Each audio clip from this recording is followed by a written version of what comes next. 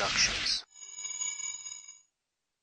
نبينا الهادي محمد القائد الأعلى المسدد. نبينا الهادي محمد في روحه عزم عظيم، في الهمة الكبرى تجسد، يغشى الوغى من غير خوف، وحنين والأحزاب تشهد. في روحه عزم عظيم، في الهمة الكبرى تجسد، يغشى الوغى من غير خوف، وحنين والأحزاب تشهد. القائد الأعلى المسدد.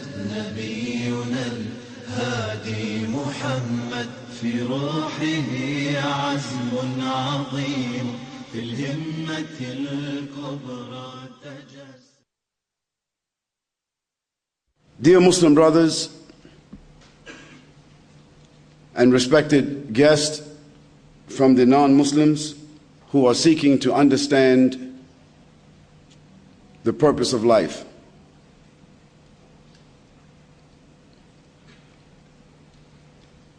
My speech to you concerning the purpose of life, as I always mention, is simply a means of communication. However, it's a very powerful, critical, vital subject. And before I enter the main point of the topic, let me first ask you a question that may stimulate your minds.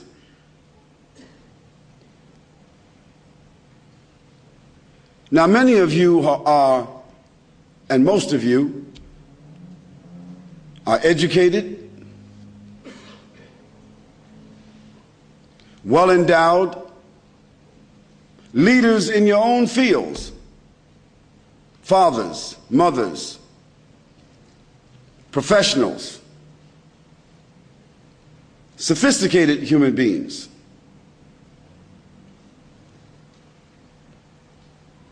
But did you ever ask yourself the question, or a set of questions?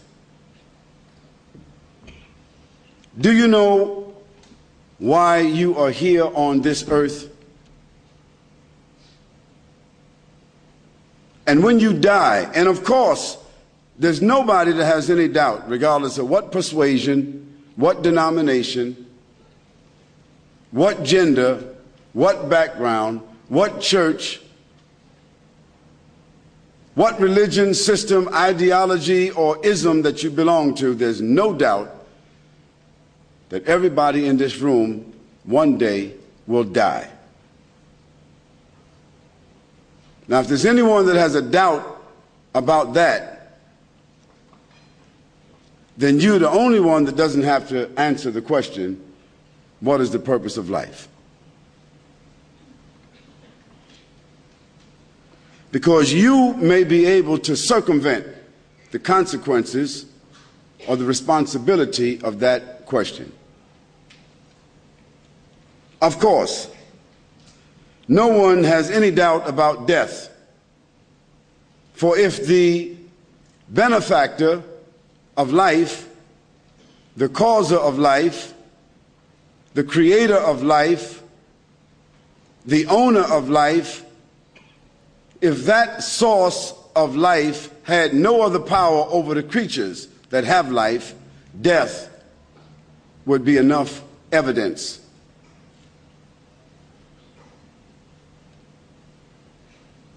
Where is your destination? I don't mean where are you leaving from here, but where is your destination? You don't know where you came from. You say you were born. I mean, before that. Where is your destination? Think about this question and ponder it seriously. as we continue this presentation. Now, in the world that we live in, there are many beliefs, many religions, many philosophies that have been offered to satisfy or respond to this question, because human beings are the only creatures on the earth or in the heavens. And of course, we're speaking about based on scientific fact. We're not talking about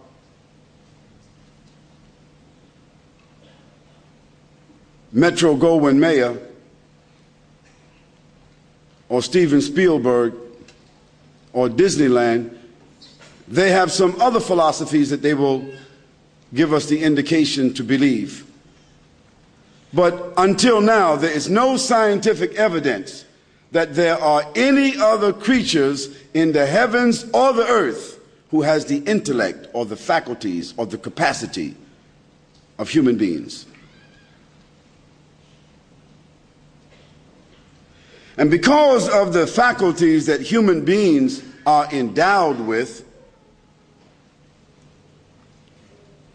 they have the exclusive ability, the freedom to think and feel and to say I, me, and to express what we call ego. No other creatures have this ability. However, we know that even that ability is limited, because when the human being is a child, there is less ego. And as the human being becomes older, there is even less ego.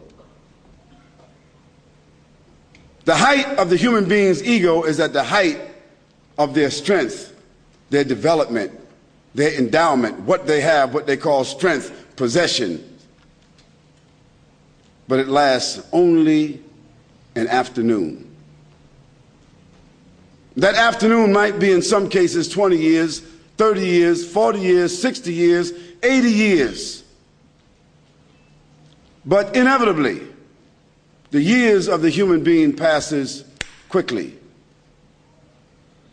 And as the Quran says, وَخَلَقْنَا الْإِنسَانَ فِي أَحْسَنِ تَقْوِيمٍ ثُمَّ رَدَدْنَاهُ أَسْفَلَ سَافِلِينَ. And we created, God says, He created by His own power the human being and gave him or her the faculties, perfect, balanced, complete faculties of intellect, intelligence, seeing, hearing, feeling, taste, touch, thinking, and the apparatus of the body. We gave the human being a complete set of faculties that is created that human being with a mold.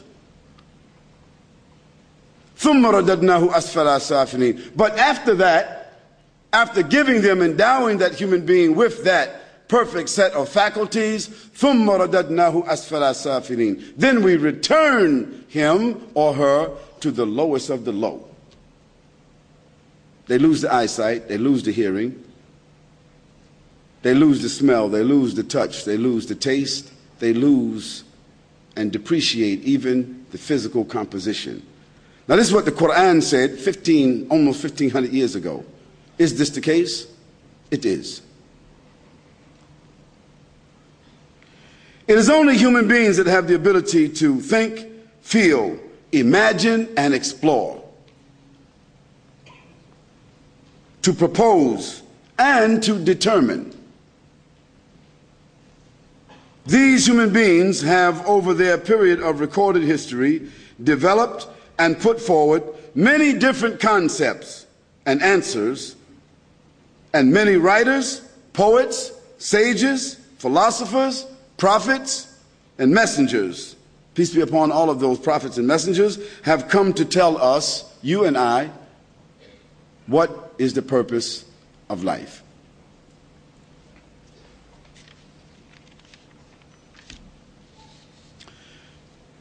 Now, to be literary, we need to define life as it applies to the universe.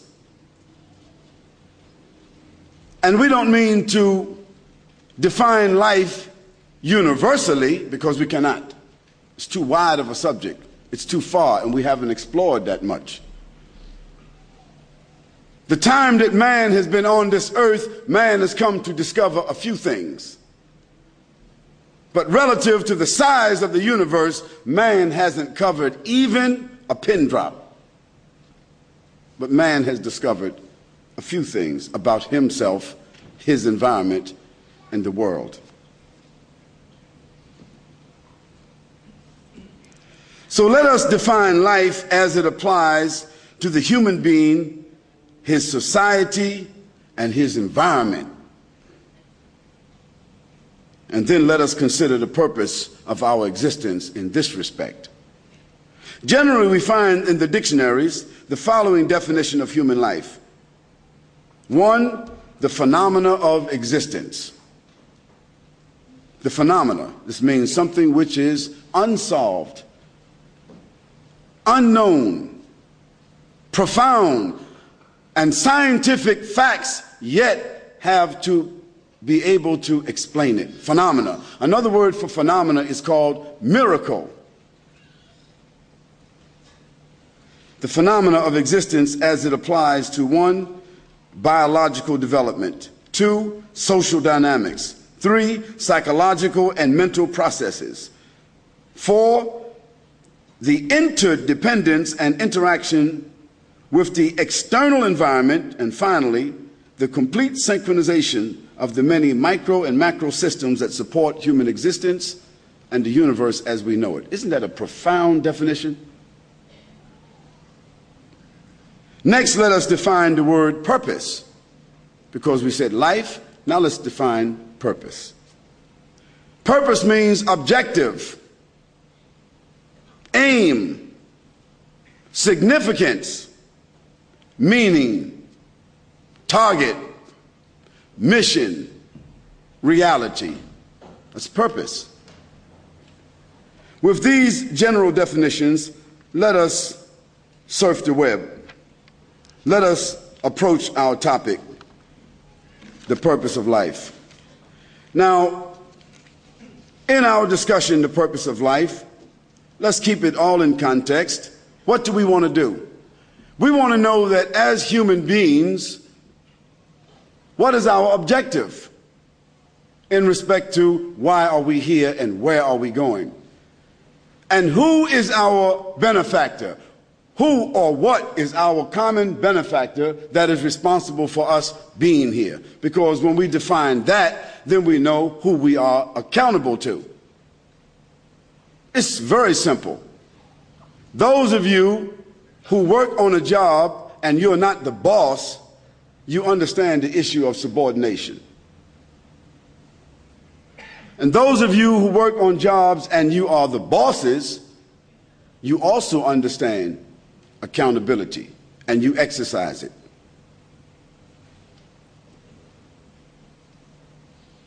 Now, some facts that we need to think about and talk about: the creation of the world. Is the creation of this world, in all of its complex forms, is it the result of the thinking of human beings? I ask you, yes or no? Yes or no? I just want to make sure we're in consensus here. Another fact: man is the most sophisticated creature in the known and explored universe. Now, we heard about E.T.